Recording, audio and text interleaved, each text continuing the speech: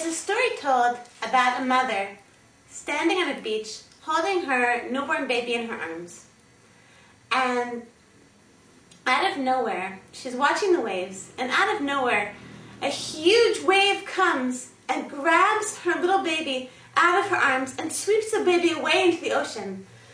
So the mother is hysterical. She's beside herself. She's running up and down along the beach saying, my baby, give back my baby. And within a few moments, a miracle occurs. A huge wave comes back and returns the baby unharmed into the mother's arms. And the mother, as the story goes, says, but her hat, she was wearing a hat. She was wearing a hat when took her out of the ocean. Where's the hat?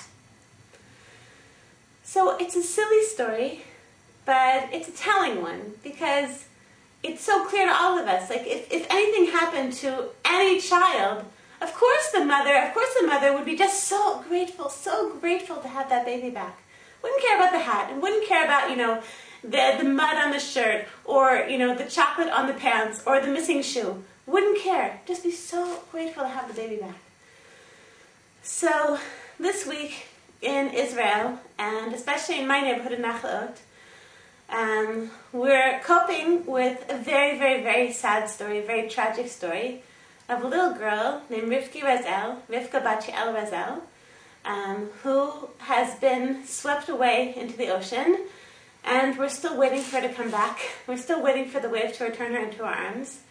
And Rivka is a little adorable, sweet, wonderful 4-year-old girl who's my daughter Moya's very good friend and classmate from nursery school. And on account of a freak accident this past Monday, she is now in the intensive care unit in Hadassah Hospital. And today is a very, very, very important day for Rivka and for all of her family, because since the accident, then she has been kept in an induced coma. The doctors have been giving her drugs basically to keep her in a very, very deep sleep, so that Rivka's brain can heal. And today they are taking her out of the coma. So today, everyone's waiting, the family is waiting, all of us in Nachlaot are waiting, many, many people around Israel and the world are waiting to see what's going to happen, what's going to be with Rivka. And I just know that, what the parents are praying for, what we're all praying for her, is just that, that Rivka will open up her eyes, that they'll take away the drugs, she'll come out of the coma, and that Rivka will open up her eyes and say, Ima, Abba, I'm hungry. Where am I? What's going on? And, we're just praying to have this little girl back. Just think of, how grateful we'll be when a miracle happens and the wave returns this little Rivka Razel into her arms, into her mother's arms. So, all of this, it reminded me of a story. Another story. A story about Rabbi Yechezkel Levenstein. He was the mishkiach, a very important rabbi at the Mir and the Panovich yeshivas.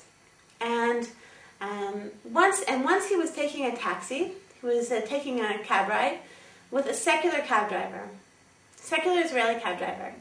So the cab driver, seeing that he had like a very religious Jew in the backseat, a rabbi in the backseat, he turned around to him and he said, Rabbi, he said, this is the story you want to hear. He said, I once experienced a revealed miracle.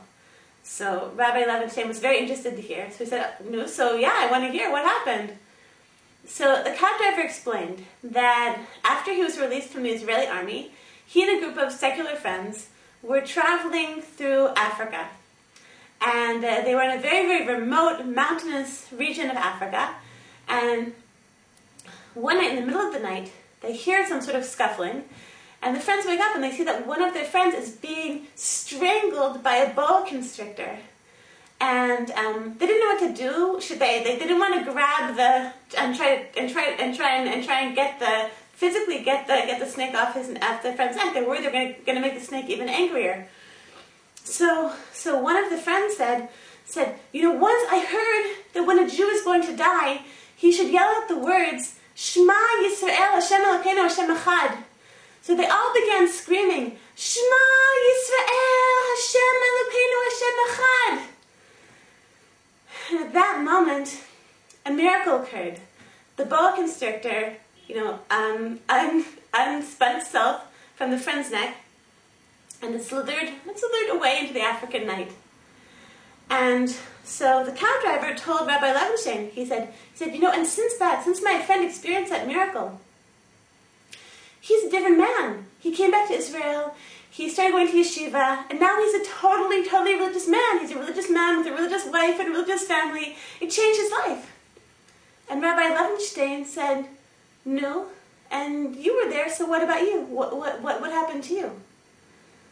So the cab driver said, well, Rabbi, with all due respect, maybe you weren't really listening to the story. The story didn't happen to me. It happened to my friend.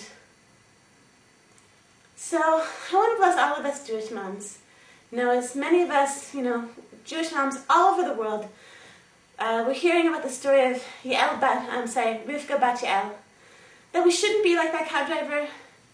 That we should take this lesson to heart. That we should take the lesson in the story that shouldn't take another Jewish child to be swept away by any waves, for us to appreciate what we have, for us to wake up in the morning with our children, to appreciate the gift, to appreciate the divine gift, the tremendous gift that God has given us of a Jewish child, of a healthy, happy, walking, talking, functioning Jewish child.